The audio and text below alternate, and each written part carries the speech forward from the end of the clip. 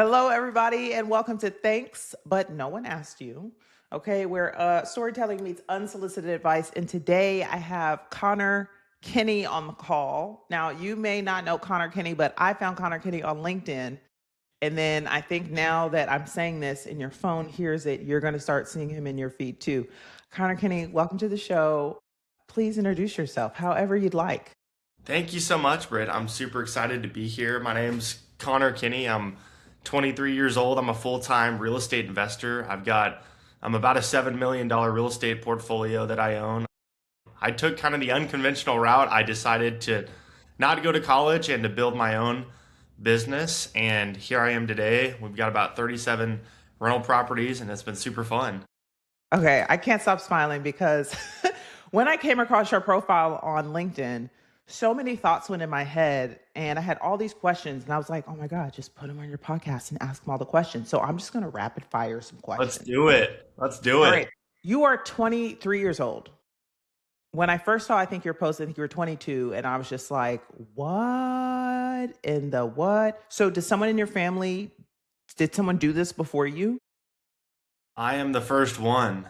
So, I'm really blessed, Britt, because all of my family is actually very entrepreneurial, which is really Very encouraging. cool. So, I'm the first one in my family to be in real estate. As far as I know, I'm the first one to own a rental property, which is super cool. Yeah. But candidly, I'm one of four siblings. I've got two older sisters and a younger brother. We all have our own businesses, and so we're always super supportive of each other. My dad is a big entrepreneur, and so growing up, that was in our household. And so, I mean, yes, I had to figure out the real estate side of things by myself, and that's been a challenge. But it's also been really encouraging to have other siblings who are building their own businesses as well. And so Yeah. we joke whenever we get around at family dinner or Christmas time, we're just always talking about different business ideas and how we can help expand our businesses. But it's been super fun. That's so funny. And so you also didn't go the conventional route. You started in college and you were like, "Nah, this is for the birds." I'm always curious about that moment. Can you walk me through first tell me where you were at in school and what was the day? I'm sure it was mounting. But what was the day you were like, "Look, I'm pulling the cord." Do you remember a thing that said you got to do it now? Yeah, I was a freshman in my second semester of school, and growing up in high school, all throughout high school, I was a terrible student. My grades were never very good. I I was I was never good at school at all. I remember being in college and just going, I know this is not what I want to be doing. It was kind of that thing where, you graduate high school and then you go to college. Doesn't matter what you want to do, but you go to You do do the the thing. you do the thing, you check it off the checklist, and then you're promised a high paying job or whatever. And so I just during that time, I real estate had intrigued me. I'd read a couple books while I was still going to college, and I actually went to this networking event and sat on the front row, and I met several real estate investors, and one of them actually offered me a job to come work for him part time while I was still in school. Oh, During that time, I was working with him, and I wasn't getting paid. I wasn't, I was doing a lot of the grunt work stuff, but it was really good learning experience. And ultimately, I thought, wow, I can do this. I don't need a degree. If I start now, I could probably be more, what I thought at the time was if I start now, I could probably be more successful than my peers, 4 years in real estate versus 4 years of just sitting in a classroom getting a degree. And so I ended up, and I just remember going to some of these classes and being like, I'm never going to use this in real life. And so, no, you don't want to use Pythagorean theorem. Well, that was high yeah. school, but And still. so shortly after, I remember calling my parents in my apartment parking lot and just saying, "Hey, I'm dropping out of school," and that was a really hard decision to make at the time. And I look back, that was almost that seems like a long time ago, but it seems like just yesterday as well. And I'm so thankful I did it, and it's led to a lot of my success. Okay, so I'm officially going to use you now in one of my talks because I I sit in this weird space of like maybe I'm too old, so I'm 40, And so it's like when you get older, I cannot wait for this to happen to you. You don't even know you're older until other people start pointing it out or until you start being curmudgeony about stuff. And you're like, am I just getting old? I think I'm just getting old. So one of the things that I feel like I'm getting old about is, I keep being told that kids won't, and I mean young adults, YNs, kids won't take internships that aren't paid.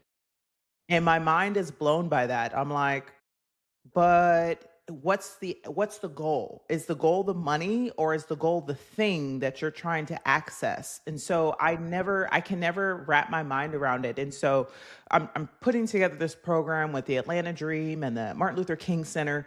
And it's going to be an amazing, like 20-hour total commitment. And they're like, yeah, we don't have a budget for them. And I'm like, we're not paying none of these kids. First of all, they get to meet staff from the Dream.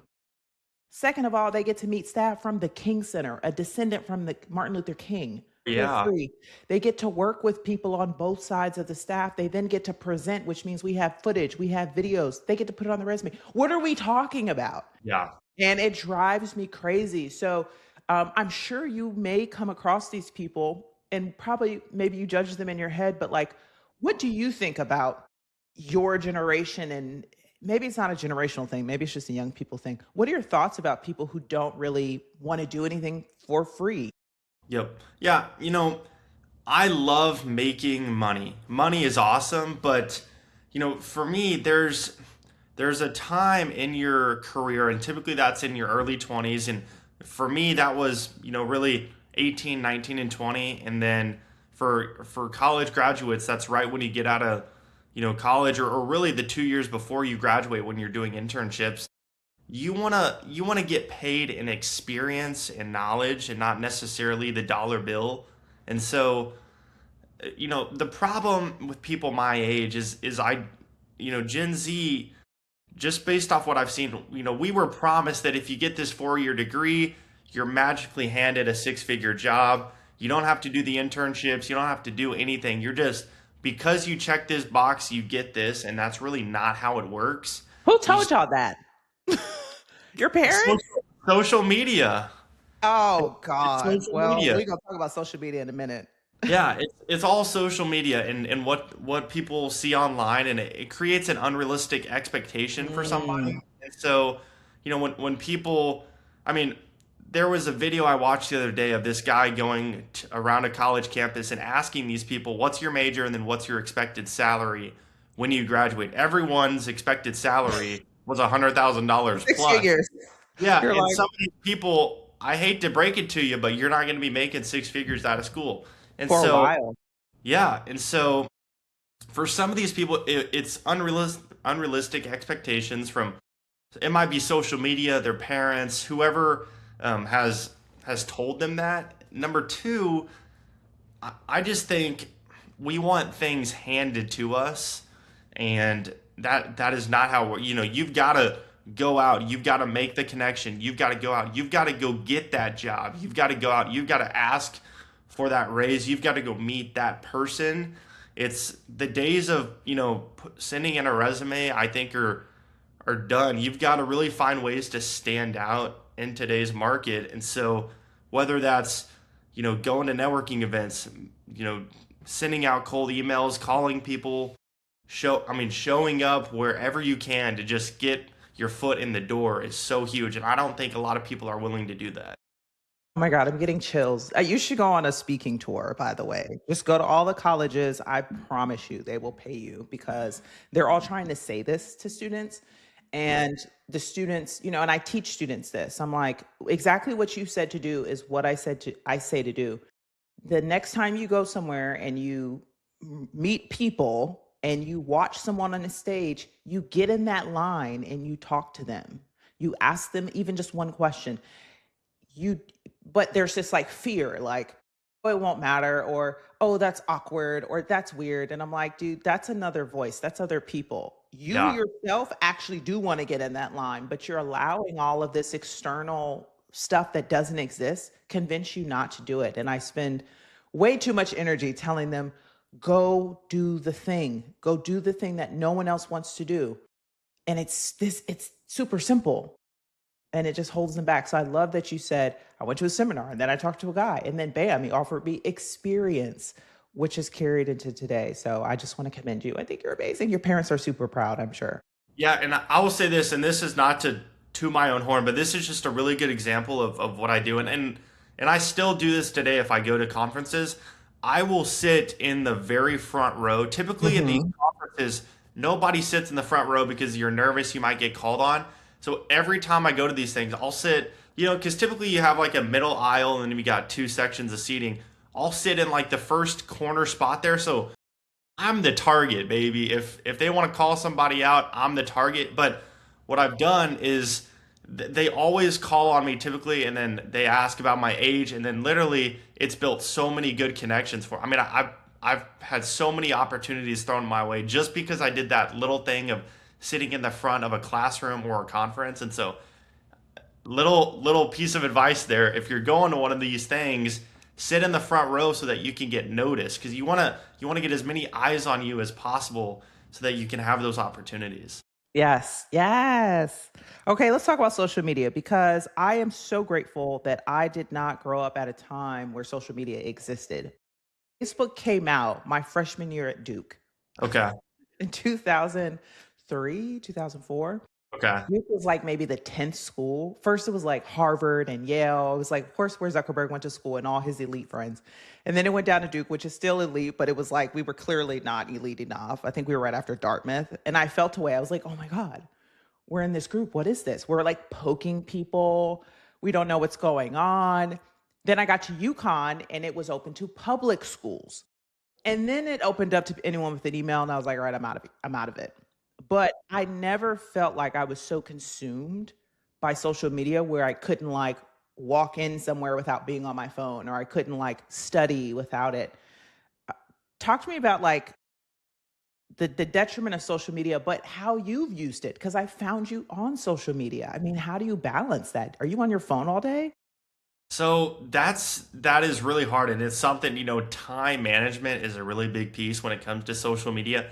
I to me, I think of social media as you can use it or it can use you, and you make that decision. And so for me, using social media is creating valuable content like you do, posting content, posting things that can help folks. Letting it use you is when you're doom scrolling for 3 hours before you go to bed on TikTok, and it's no really valuable information. And so, to me, social media is a creative tool, and it's really meant to show your unique personality, show what value you bring into the world. And so, if you can create content and use that, that's awesome. But if you're just using social media to doom scroll all day, it's really just it's using you, and it's taking brain power from you. It's probably not making you feel as confident about yourself, and that's a whole other topic of when you're doom scrolling, and you see all these people with Lamborghinis and Ferraris and all these things, and it sometimes as we talked about earlier, creating unrealistic expectations, especially for Mhm. the younger generation like myself who wants everything now. We want the Amazon, we want Amazon Prime for everything. I want it within an hour or two. And so for me, the social media is all it is a tool. And I still struggle with this. I have to be really disciplined on, hey, this is the time I get in my day to look at LinkedIn or to look at Instagram, and that's it. And then the rest of the time, if I'm going to be on there, I need to be creating something. And so Mm. that's I try to say, you really want to use it to create and not necessarily let it use you. Yeah. What do you do to balance it? Do you use a timer? Is there? I heard there's an app that shuts it all down. Yeah. What do you do? There's multiple things. Number one, typically it's just I will put my phone in another room when I'm working on my computer.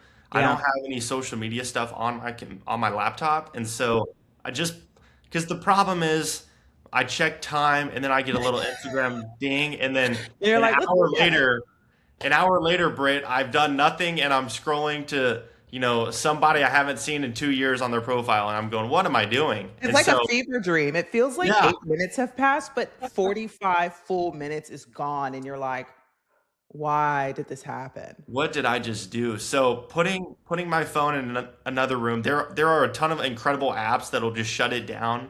So you can, you can do like I have a screen time setting on Yeah. some of those where it'll shut it down. So there's several different things you can do, a calendar in your phone, a timer, whatever you want to do. But I would encourage people set a limit for yourself because if you don't, you're going to be using it a lot more than you think. Like, I don't want social media to control me. I want to control social media. And how I control that is I control how much time I'm spending on it. And if I'm spending time on it, for the most part, I want to be creating something. Yeah.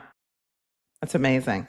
Okay, let's talk about your first house. I see some of your videos and you're like, it looks kind of gross in a lot of places. And I love that you show that because people only show the house flipped, or people like to watch the flipping shows and they'll see it in that variety. But you are on LinkedIn. I'm sure you're other places, but I only really go on LinkedIn.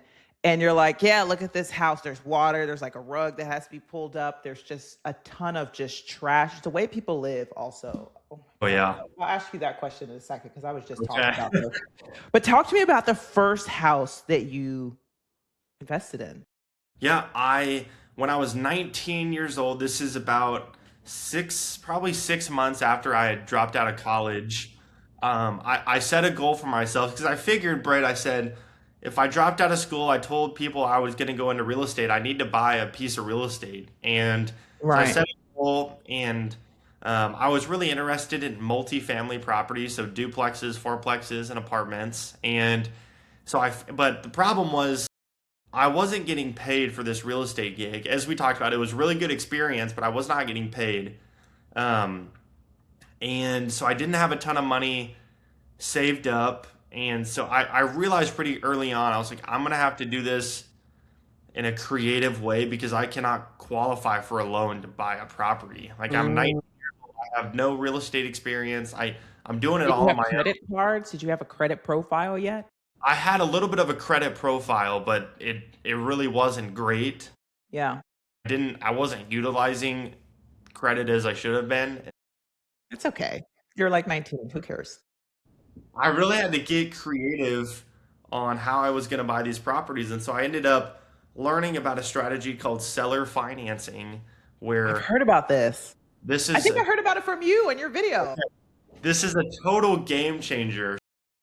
Seller financing is where you can buy a property with literally you don't need anything. I mean, you don't need any credentials, you don't have to show a tax return or anything, and the seller just finances it to you. So basically the seller becomes the bank. So typically these are going to be older, what I call retiring landlords who want to they have, these are mostly paid off properties, so they own them outright. And they still like their cash flow, but they're tired of managing the tenants, the toilets, and all the fun stuff that comes with managing rental properties. And so I go to them, I say, "Hey, so I found this duplex, and the guy and his wife owned it, and I said, "Hey, I'd like to offer you this amount of money for the property." And he was like, "No, it's too low." And so I said, I was like, man, there's got to be a way to make this work. So I gave him a little bit more money, and we just decided. So I bought it for $235,000, and he financed to me almost 95% of the purchase price. So I only had to come up with about 5 or 6% down. It was a 5% interest rate for 30 years, and so I mean, I still own that asset today. It cash flows almost $1,000 a month net to me, and it's gone up in value, and so I've done that. I mean, so many times now, and it's been the way that I've been able to grow my portfolio at such a young age. Okay, walk me through it though, because I'm confused. So you're like, hey, I need you to put 95 down. What does that look like? How does that, who are you paying him monthly? And why are you paying him 200,000? And then now you own the property, I'm assuming. You're Yep. So buying it from him.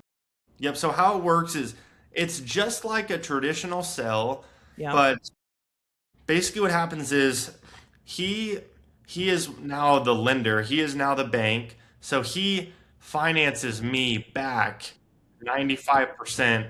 of the purchase price. And so this is all in a purchase agreement. I have a real estate attorney helps me draft up all these documents. So now we draft up what's called a promissory note and a deed of trust. All a promissory note is just I call like an adult IOU agreement. So I owe you blank amount of money. I'm going to pay you blank amount of money over the next 30 years or whatever it is. So my payment to him is like $1,500 a month. And the property brings in significantly more than that. And so the goal is I just make him monthly payments. The property is deeded in my name. We still go through a title company and all that jazz. Mm. The property is now deeded in my name, but he has, just like a bank would have first lien position on a property if you bought it and financed through them, he has a first lien position on the property because he's the bank. Pretty Okay. much. I make him monthly payments, and there's no it's literally the same as a bank. It's just an individual has financed it. How far into the, go ahead. Sorry. Okay, I was gonna say it, but the fun part is everything is negotiable. So when I bought this property, interest rates were at like 6.5%. I have a five Yeah, you percent said five. I was like, when year interest did you do rate. this? Yeah, I've Okay. got a 5% interest rate. I did 2 years of interest only on that property. So there's so much flexibility. That's the whole reason I love seller financing and how it's been such a game changer for me is it's all so flexible. To me, it's every property is kind of like a puzzle, and seller financing, you can kind of put the pieces together to make that puzzle work. Wow. So how far into the ask before he said, how old are you? Oh man, I don't know. I can't remember if he asked me or not. I think, oh man, I think at closing he had asked me because we had we had met several times before, and to me, I feel like people never want to ask your age. Now I get asked my age all the time in business stuff, which kind of cracks me up, and it's been really helpful. But I think he had asked me after we had signed the contract. It was real casual. I think he had said something like, "Hey, I'm just curious, how old are you?" And I was like, "Oh, I'm 19." And he was like, "What in the world?" I What mean, am I really, doing? they're really good friends of mine to this day. They've actually sold me other properties that they own Oh, because they like it so much. And so it's one of those things where seller financing, it's a lot about reputation and, really just if you do what you say you were going to do, you'll be successful. right. And remind me, how did you find out about that? That was a cold call. Jeez. How many cold Yeah. calls were you making in the beginning, like per weekday or week? I I mean, would and say, why you think about that, I bring that up because I meet people today who are even my age, and they're like, "How do you prospect, Britt?" And I'm like, "Honestly, I cold email and cold call." Like, and they're like, "Oh, I'm not doing that." I'm like, "Okay." But I am I don't have like the wildest resume, but I have a pretty impressive resume, and I still don't expect people to just find me and come ask me to do stuff. Like, there's also a million people with their hands out. yo, Especially if you have a property today, I can't tell you how many text messages I get about someone wanting to buy my property. And I'm like, how do I block? Is it you? Are you also texting it's people? not me, I promise. Enough with the texting. At the same time, if you were to catch me at the wrong time or the good time for you, I might just bite. So it's a matter of timing. And so for me, it's like cold calling makes sense. Cold emailing makes sense because it's serendipitous. How many cold calls were you doing like a day? I was doing 100 a day.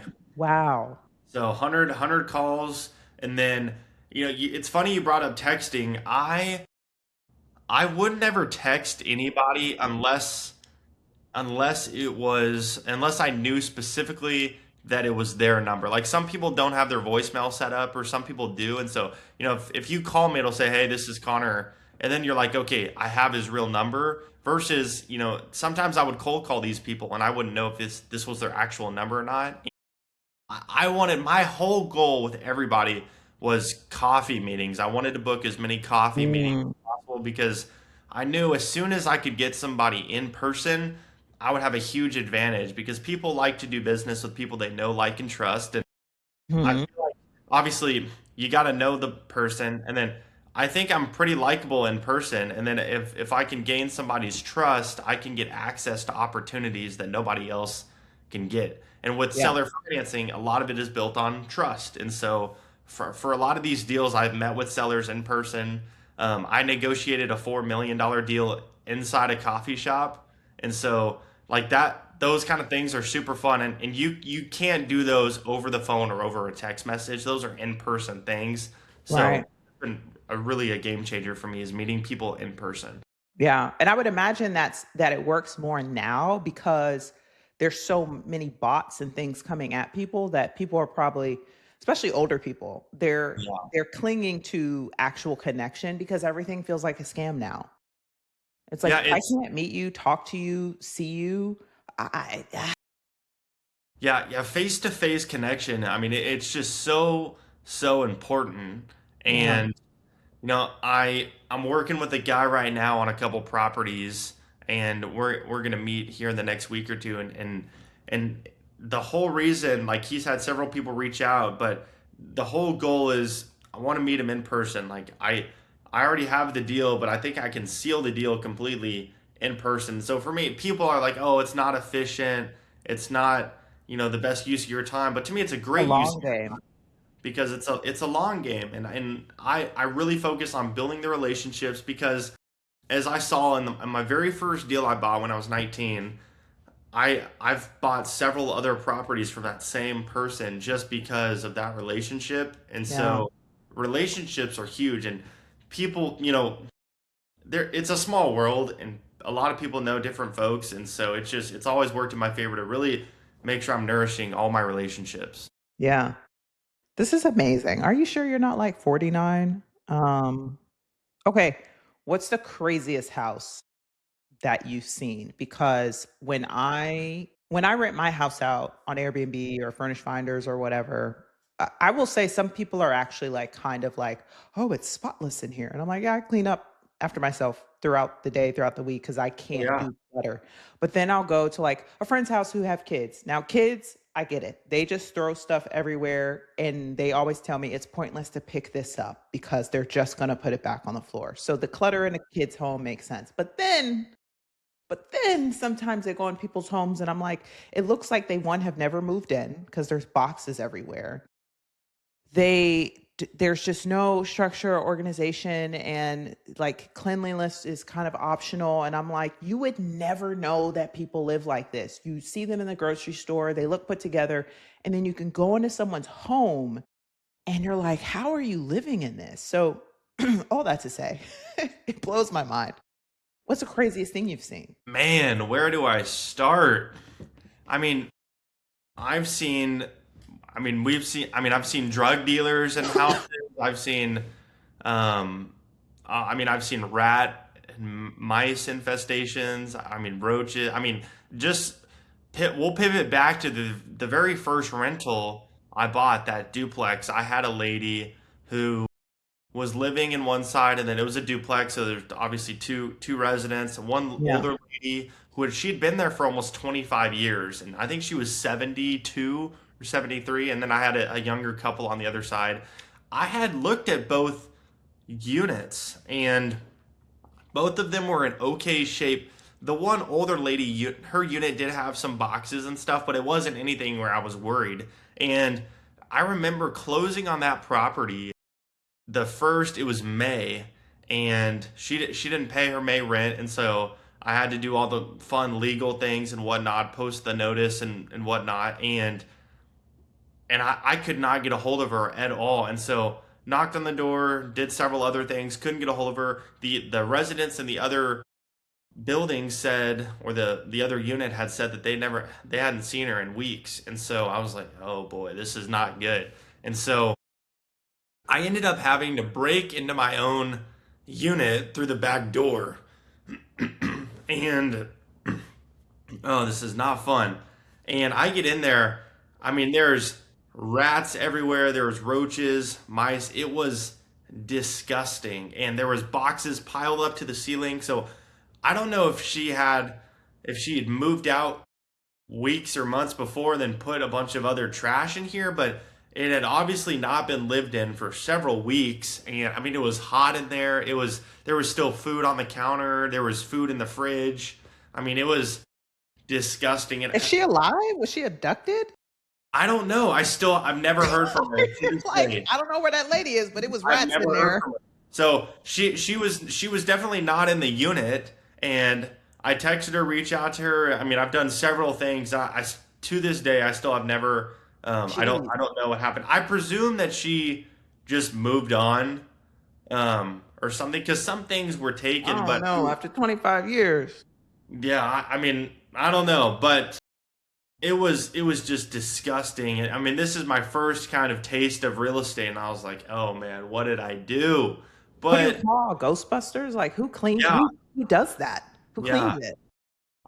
it was Connor Busters that summer was what it was, because No. I had spent all my money on buying the property, so I had to do No. everything myself. So I mean, literally, I remember, because I was still working with that investment company, and I was working for them, and I remember calling him up and was like, "Hey, I need a couple weeks off. I got to finish this unit." And thankfully, he was super easy to give me space to do it. But I mean, literally, I mean, my whole summer I spent trashing out the unit. I ripped up the carpet. I mean, it was disgusting, but we ended up getting that unit turned and fully renovated. It's one of my nicest units I have now, and um, that property, as I said, that property was, I mean, it was rough, and I mean, I really was like, what did I just get myself into? And now I look back, and I think it was really good that that happened to me, because now I look at properties every day and I see some crazy stuff, and I'm like, oh, it's really not like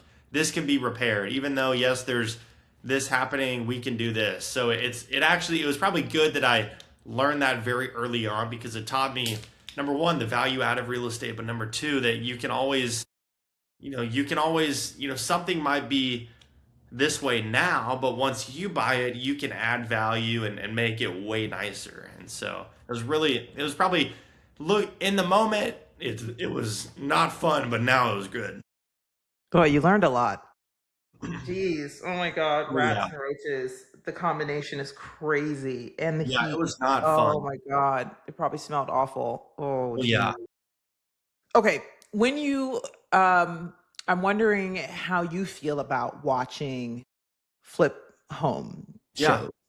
As a when I was playing basketball in college, I was like, I'm not watching basketball movies because they're not really playing basketball. It looks bad.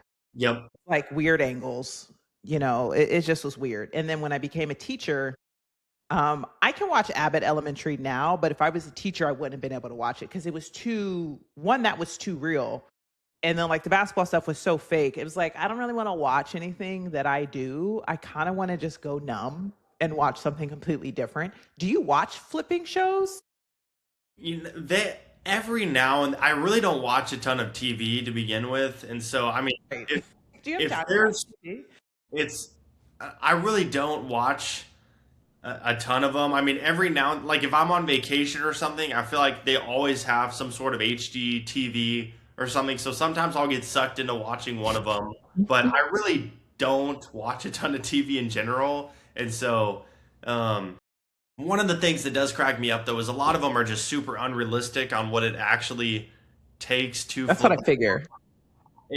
It doesn't necessarily where you just buy a property, you sell it, you put a little bit of money into it, and then you made 100 grand. Like there's a lot of other moving parts, especially in today's market, and so it's again, it just sometimes it can create unrealistic expectations for new investors hopping off the HGTV high of I want to flip houses to actually flipping their very first house and understanding that it's not as glamorous as TV sound. Oof.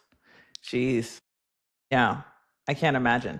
Anyway, okay. So I had another question. Yes. I talk to students a lot about, especially when you're younger, having like some people call it a board of peers. Some people call it, I call it the power five. And it's a five, you are the average of the five people you spend the most time with. Trying to get them to understand like you have to have discernment.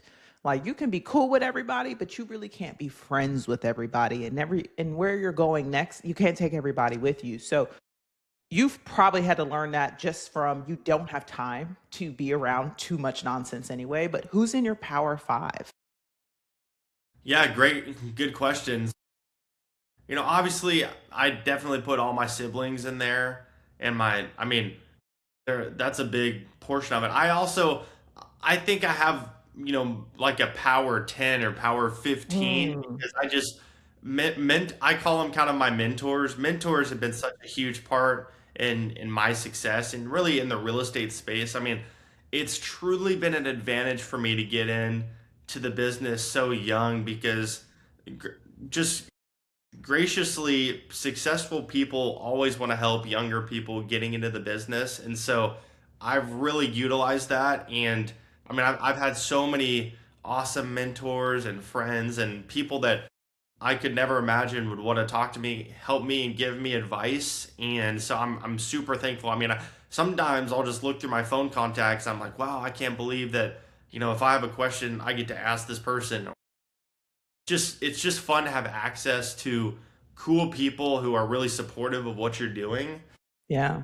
You're 100% correct. You are the average of the 5 people that, I mean, you spend the most time with. And so I'd encourage any young person that, because part of the thing for me, and it's still, I mean, just speaking candidly here, is there's not a lot of people my age who are in real estate or who are on the path that I am taking. And so that's hard because I really don't have a ton of friends that are my age. The people that I'm trying to get like are, older people who They're have been older. successful. Yeah. And so, that was hard because I almost had to lose friends to then gain really powerful mentors. And you can definitely still have friends that aren't doing the same thing you are, but ultimately you really want to make sure that are these people, really where I want to go and who I want to become. And if the answer isn't yes, then you need to find some sort of mentor or something to help kind of guide you to that path. And so it's just been really powerful. I mean, I'm in all the time. I'm with real estate investors. I'm with people talking about buying properties, doing this, doing that, and especially when I was younger, I would do that all the time. And it was just really encouraging because it gave me confidence to say, hey, well, if this guy can do it, he's no different than I am. I mean, I'm around him all the time. I can totally do this. And so I think another big thing is just giving yourself the confidence to say, hey, I can really do this. Yeah. That's amazing. And I'm glad that you just kind of put it the way you put it. Like sometimes you have to lose friends to gain this other thing. And I find myself doubling down on that, especially with women. I think sometimes women, we just have stronger relationships. I'm not going to speak for the whole community, but for the most part, I think we go more in depth, we share a lot more, we're a lot more vulnerable. So we're connected a little bit more. And I think we don't let people go as a result because it's mean. And I'm like, it's mean to future you. Future you would not be happy with your decision today. I want you to think about future you, not all the feelings today. So I love that you said that because it really is just that black and white. Like everybody can't be here.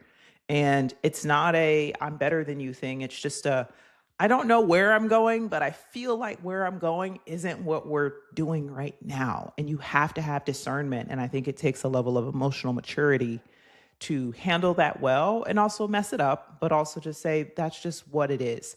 I have what's called shedding season. I talk about it all the time. Shedding season happens on December 31st of every year. And it's just like, we're not going into the new year with these people. I can't do it. I don't know what value they've added. They seem to be just kind of like in the way a little bit or just kind of annoying or they're not consistent. I hate that. I hate when people just say they're going to be somewhere, say they're going to do something and then they don't show up, they don't do the thing. It's just like, why? Why are we doing all this work to maintain?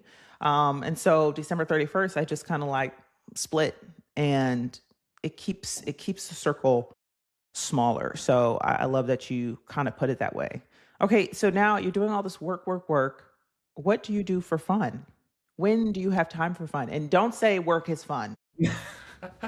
I know it is. Like I can Yeah. see it in you. You bleed real estate, but what is it? Golf or something? What are you doing? That's fun. Yes. So I've done a couple marathons, so I enjoy running. That's been Wow. super fun. I'm actually training. Well, I'm about to start training for my first half Ironman in October, so that's going to be super fun. I like to stay active. Health. I will say, health is so important. Everybody has a problem until they have a health problem, and then the health problem Mm. becomes number one. And so like I find myself some days I'm like, oh, I don't have time to work out, but really health should be number one. And so I go to the gym in the mornings. Like I was at the gym before this. I love lifting weights, even if it's 30 minutes. It's good Yeah. to get in there. And just as you talked about consistency, building consistency and discipline is really important. As I said, I live in Fort Worth, so there's a great ton of great walking trails and running trails. So I run a lot. I enjoy playing pickleball with my siblings. I always whoop them, which is super fun. And so that's awesome. And then I actually am getting more into golf. So Okay. I would uh, imagine that's where the deals are happening. yes, supposedly so. So apparently I've been told I need to get out more on the golf course. So we're trying to make that happen. I gotta get a little bit better at my game before I can go with a real seller on the golf course. Well, I think also, to be fair, I think people are also doing pickleball. Yes. So I think you're good. I think you actually could probably never golf and just do pickleball, and the golfers are doing both. Okay, let me We go back to the marathon. What marathons did you run? okay, I did. I've done the BMW marathon twice in Dallas. Okay. So I would like to do another one soon. I think I'll do another one in December Okay. or November or December of this year. And then I think I've done 5 or 6 half marathons, but the full marathons are really where it's at. Yeah. So if you're doing one, well, I guess December, yeah, you'd have to start training now. I did the New York City, and I think I had to start training in April Okay, yeah. for to do it in November, the first weekend of November. Freezing cold. Also, Oh, also, no one talks about that. It's like oh you man, start in the spring, then you're running through just plain heat. And like you have to start running at 6:30 in the morning, or else you're you're gonna toast. die. Yeah, there's no way you can run in the heat in the middle of the day for 10, 12, 15 miles. Um, and then November 3rd, it's brick. It's freezing. Yeah, It makes no sense. It's so irritating. It's like, well, we've trained for this, right? But I love that I think it makes so much sense. And I was just talking about this the other day. I was like, something about like high achieving people in business, they start to find their fix somewhere else, because once you get that rush of like grind it out, grind it out, grind it out, you find it probably in a sport. And so I'm seeing all these high performance people do Ironmans. That seems to be like the check done. This High Rocks race that F45 has just recently created, which seems yeah. like there's only attractive people in it, or they're only taking images of attractive people. Um, and it's just like it seems like you have to go all in on the health thing. Do you think that you were like that before, or it happened as a result of being in this business? Yeah, I've always been pretty competitive and just I mean all my family is pretty active and so I think number one is just I need something to be competitive at and to keep my gears going outside of business. I think business and a lot of these things cross over for sure, but it's just something to I mean and really like when I run, I get business ideas all the time. Right? I mean it's So much thinking. You're like, yeah, I should do this. and even we were talking about social media. I mean I will have I'll be walking or I'll be running and I'll just have like a boom like that's a good video idea and literally I'll record it right there. That way I can remember the idea. And so things like that are really good and it's also just a good reset as well and something to do outside of being kind of competitive in business. But and I also I just enjoy being outside, the active part of it, the health benefits of staying active, walking, running, whatever it may be, is super, super important to me. Yeah. All right. I have two more questions, and then you're going to share your advice. Let's do it. You've done a lot of work, so you've definitely had a lot of wins and a lot of failures. What's a hard lesson that you maybe had to learn more than once? Yeah, a hard lesson is really being okay with being misunderstood. When I first got started and I dropped out of school, it was really hard because I mean, I was doubting myself all the time. It was just really uncomfortable because all of all of my friends and kind of people that I compared myself to were in college. They were on the quote, successful route, and I am. I was working for this guy making no money, wasn't sure if real estate was going to work out for me, and it was I mean, that just those first couple years were really hard because I didn't have the confidence in myself to say, "Hey, this is really gonna work." Like it was a lot of doubting myself, not sure if this is gonna work, and that was really tough. And now I look back, and that was part of part of me growing, and really mentally part of my mental growth, and so that was kind of a mistake I made then, as I should have been I probably more confident in myself and understanding that it's okay to be misunderstood. It's okay to have people doubt you, criticize you. Like that's okay. And typically if that happens, that's a good sign because that means that you're onto something or you're doing something. You're taking that path that's that road that's less traveled that can lead to even greater success than you could ever imagine. And so I think one of the things that you know that was really hard, and now I look back and I'm like, well, it's probably good that I went through that, but now it's it's changed my confidence.